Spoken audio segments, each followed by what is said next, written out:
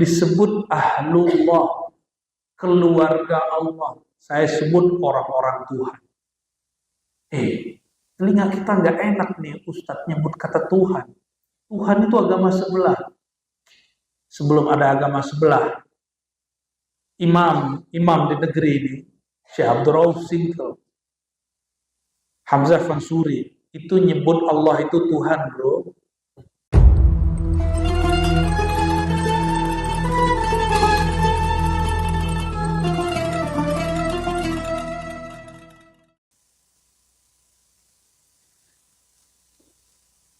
Jadi kalimatun thayyibah, puncak kalimat thayyibah la ilaha, lalu turunan-turunannya semua kalimat yang baik. Bahkan semua ajaran kebaikan disebut kalimat thayyibah.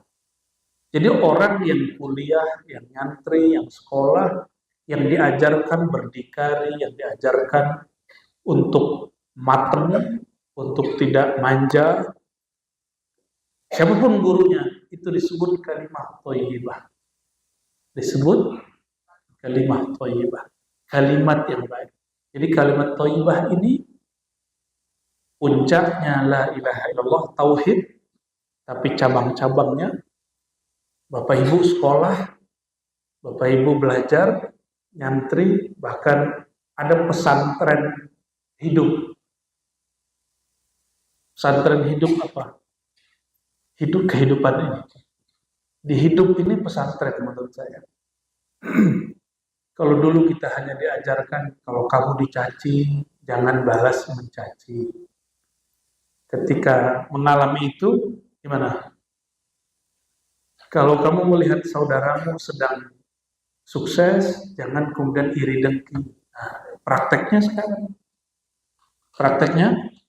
sekarang.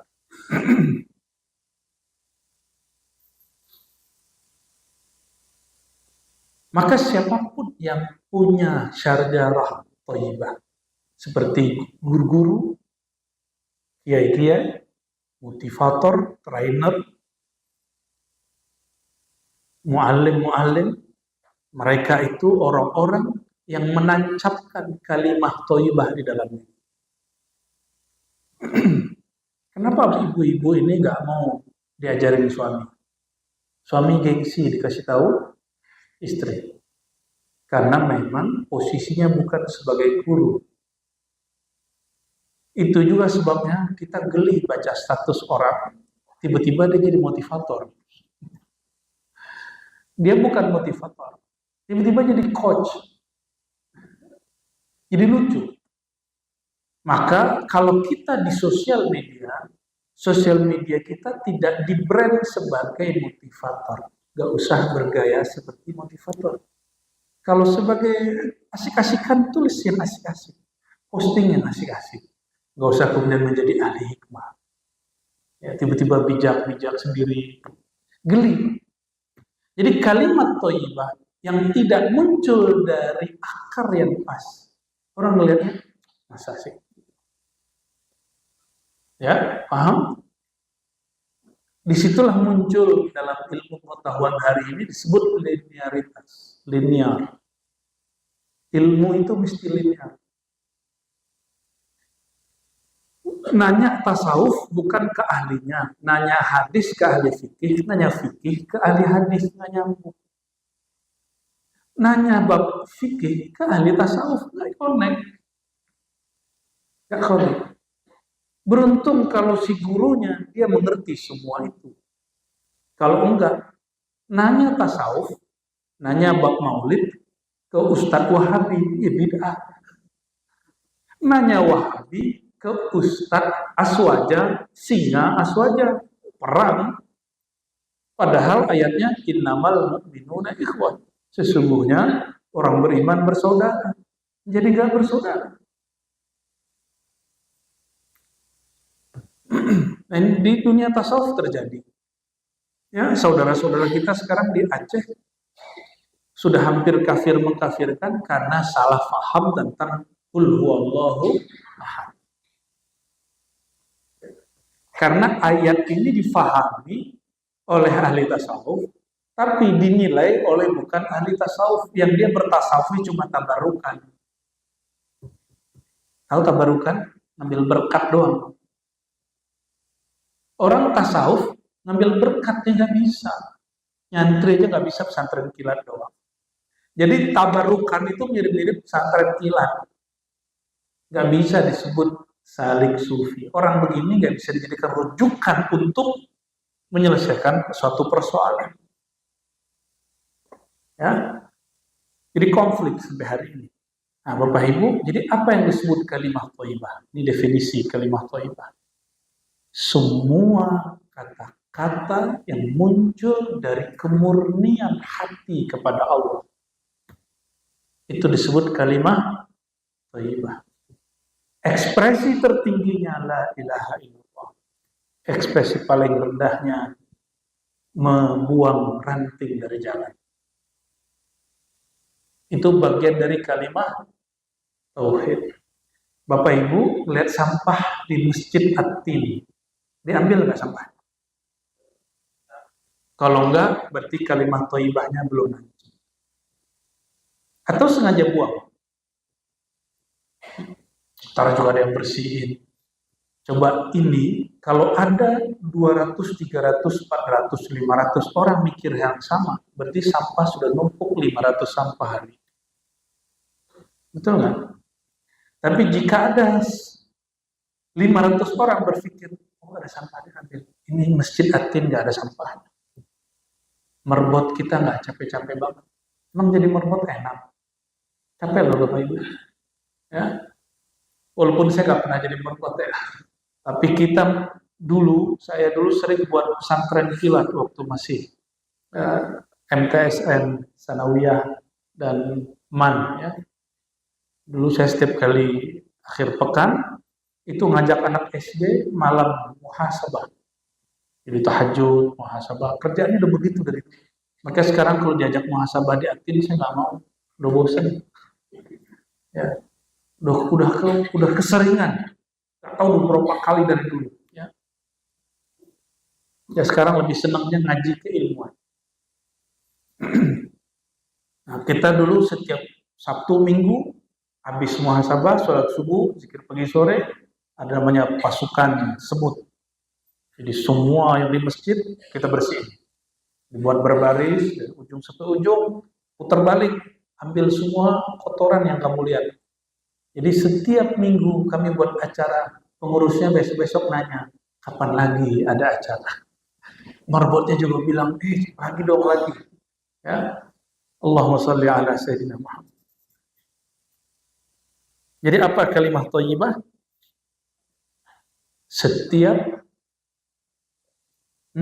Setiap kata yang muncul dari kemurnian hati kepada Allah, itu disebut kalimah thayyibah. Puncaknya apa? La ilaha illallah. Basicnya apa? Ya, membuang kotoran ranting dari khalayak, dari saudara kita. Maka serendah-rendah iman seseorang, dia tidak mau orang lain terganggu. Berarti seburuk-buruk iman seseorang, dicuek aja orang terganggu. Ya.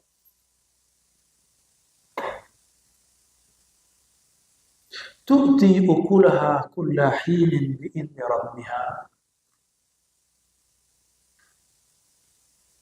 Kalimat yang murni itu Allah visualkan seperti pohon yang subur. Pohon yang subur ini berakar tunggal sehingga keperluan air, makanan, gizi si pohon itu cukup. Jadi nutrisi pohon itu cukup. Oleh karenanya dia berbuah kullahin setiap masa. Inilah bedanya. Dulu orang sulit mikirkan, memang ada pohon berbuah sepanjang masa. Ada pohon tauhid, pohon kemurnian. Maka orang yang sudah bertauhid, kebaikan dia tidak berdasarkan mood. Dia bukan makhluk mudi. Dia baik kulla hinin biizni rabbiha, setiap saat, setiap detik dia baik. Tu'ti ukulaha, maka berbuahlah kalimah itu setiap masa dengan izin Allah Subhanahu wa ta'ala. Maka orang-orang ini disebut dengan orang-orangnya Tuhan. Kalimah thayyibah tertinggi itu ada di Quran. Ahlul Quran disebut ahlullah wa khassatuh. Hadisnya sahih. Ahlul Quran hum ahlullah wa khassatuh. Ya. Ashabul Quran, orang yang cinta Quran, baca Quran, ngaji Quran, hafal Quran. Nah, yang nggak hafal Quran, coba angkat tangan yang nggak hafal Quran. Yang nggak hafal Quran, angkat tangan. Ya. Masa kulhu nggak hafal? Kulhu kan Quran. Hafal tak? Kulhu. Lumayan. Ahli Quran disebut ahlullah, keluarga Allah. Saya sebut orang-orang Tuhan. Telinga kita nggak enak nih Ustadz nyebut kata Tuhan. Tuhan itu agama sebelah.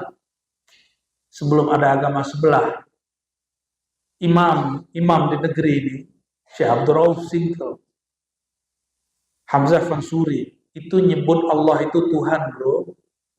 Ya, itu 20 tahun, 30 tahun ngaji di Mekah, Madinah. Punya tafsir, terjemahan Al-Mustafid.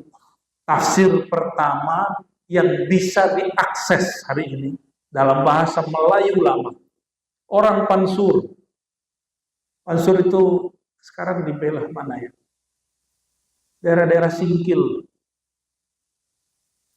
Aceh Selatan.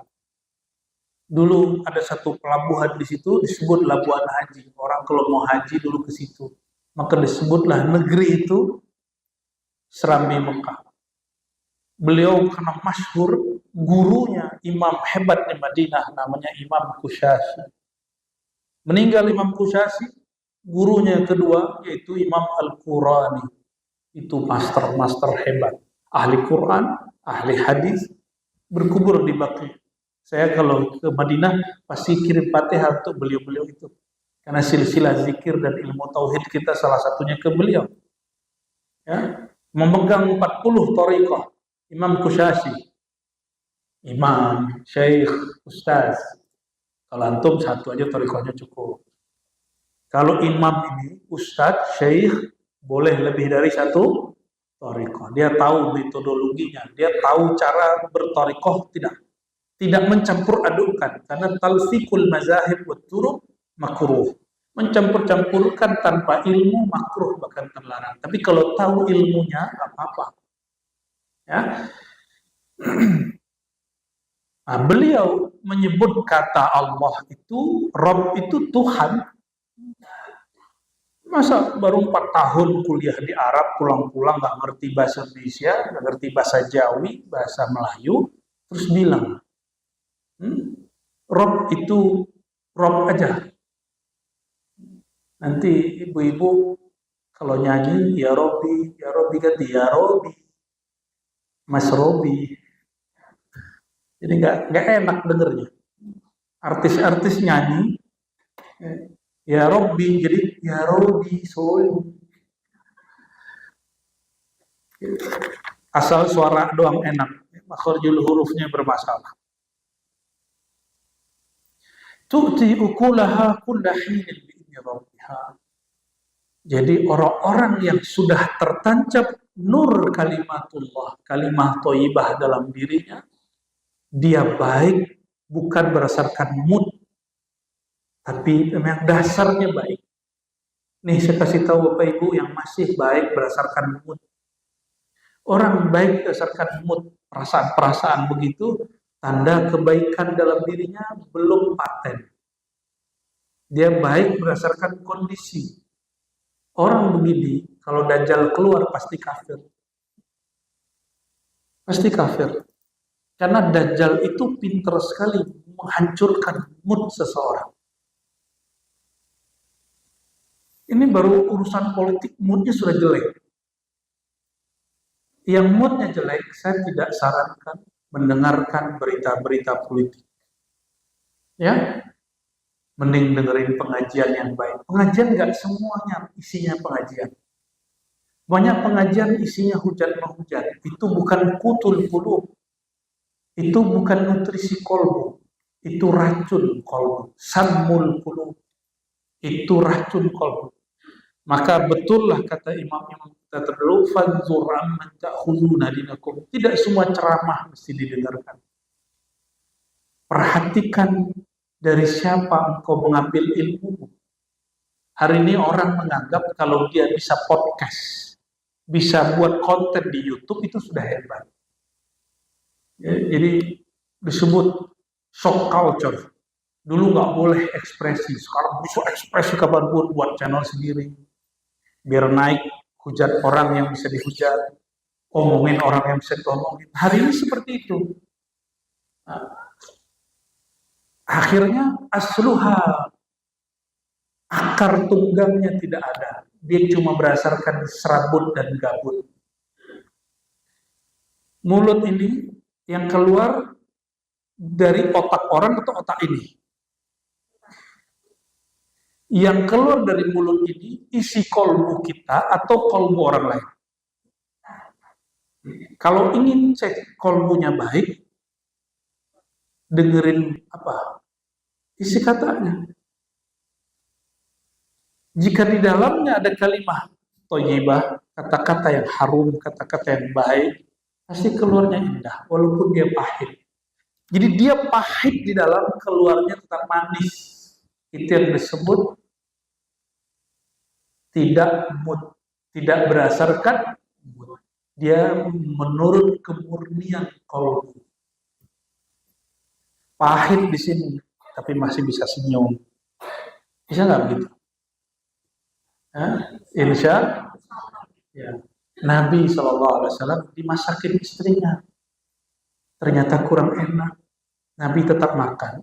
Kalau nggak enak, belum berhenti, tapi tidak pernah ngomong enak. Kalau perlu piringnya pecah, enggak. Atau ngomong, kamu nih nggak pernah bisa masak. Padahal udah masakin 10 tahun. Udah masakin 20 tahun, cuma karena keasinan ngomong begitu. Itu banci. Ya. Nabi SAW mengatakan, perempuan yang belum sempurna, makom rohaninya, kemurnian tauhidnya, ciri-cirinya apa? Jika suaminya yang sudah baik menafkahi dia sekian tahun, tidak mampu mewujudkan kemauan dia satu hari, si perempuan ngomong ini, kamu tidak pernah menafkahiku dengan baik.